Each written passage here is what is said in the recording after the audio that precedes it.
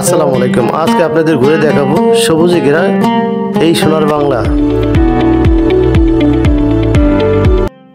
প্রকৃতি যেন আমাদের সবাইকে স্বাগত জানায়। গাছে ফল ফুল, নদী ভরা জল, আকাশ মেঘালয়, নদী নাব্যতা, চারিদিকে থই থই পানি। তারই মাঝে আমরা ঘুরতে বেরিয়ে এলাম। চলুন ঘুরে দেখি।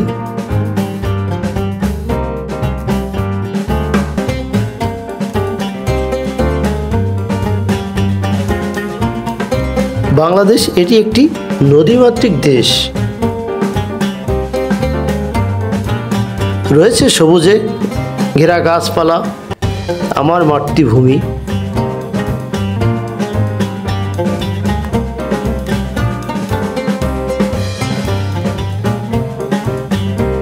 তাই তো বলি, আমার সোনার বাংলা, আমি তোমায় কত ভালোবাসি। তাই এই অনেক ত্যাগ তিতিক্ষার মাধ্যমে আবার স্বাধীন পেলাম এই সোনার বাংলা। আমার সোনার বাংলা, আমি তোমায় ভালোবাসি। আমি ঘুরে দেখলাম এবং আপনাদের দেখলাম। যদি আমার ভিডিওটা ভালো লাগে অবশ্যই আমার চ্যানেলটি সাবস্ক্রাইব করবেন, লাইক করবেন,